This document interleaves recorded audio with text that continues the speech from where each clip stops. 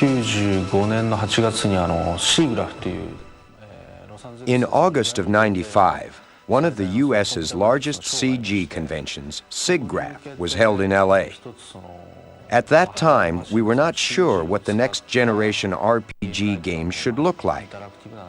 So, as an experiment, we created a CG-based, game-like interactive demo to present at the show. It focused on battle scenes that were 100% real-time and polygon-based. This became the seed of Final Fantasy VII, and it was then that we decided to make this a CG-based game. When we discussed designing the field scenes as illustration or CG-based, we came up with the idea to eliminate the connection between the movies and the fields. Without using blackout at all and maintaining the quality at the same time, we would make the movie stop at one cut and make the characters move around on it. We tried to make it controllable even during movies.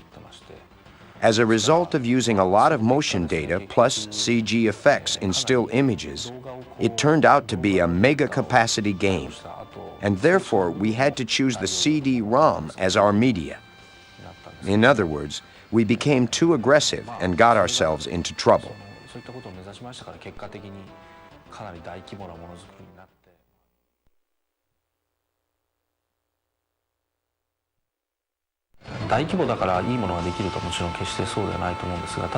A larger developing team will not always create a better game.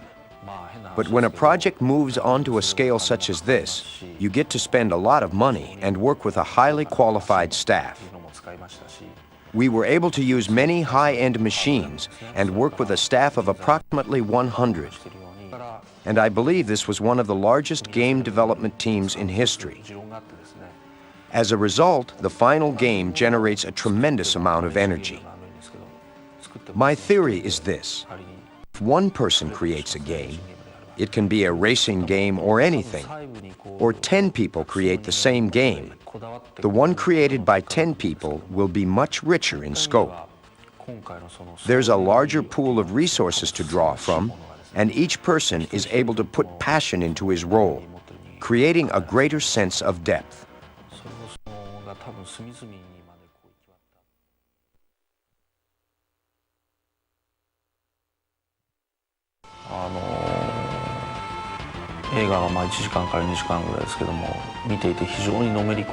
It is easy to get emotionally involved with both films and games, although in different ways.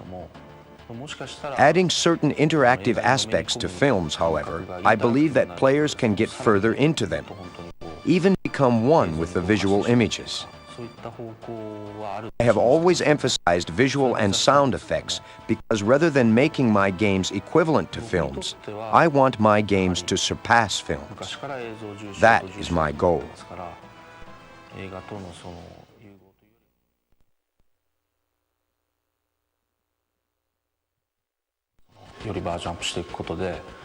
Without changing the basic gameplay, the visual and sound effects have been significantly enhanced, further drawing the player's emotions into the game. One-way RPGs force too many images and too much sound on the players, robbing them of the feel of control. In order to avoid those responses, we did extensive research during Final Fantasy V and VI on how to make the players feel interactively involved in the game while upgrading the visual and sound effects. The results of this research are reflected in Final Fantasy VII.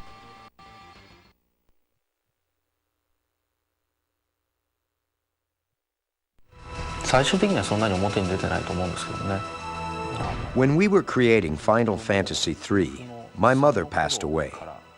And ever since, I have been thinking about the theme, life. Life exists in many things. And I was curious about what would happen if I attempted to analyze life in a mathematical and logical way. Maybe this was my approach in overcoming the grief I was experiencing. This is the first time in the series that this particular theme actually appears in the game itself. See if you can spot it.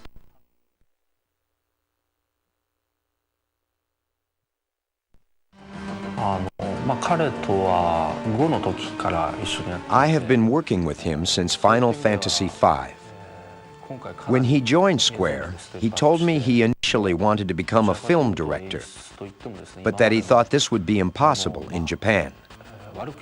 The previous versions of Final Fantasy could be called puppet shows compared to this one. It's a real film requiring innovative effects and various camera angles. His experience studying cinematography and making his own films has contributed a lot to the making of the game.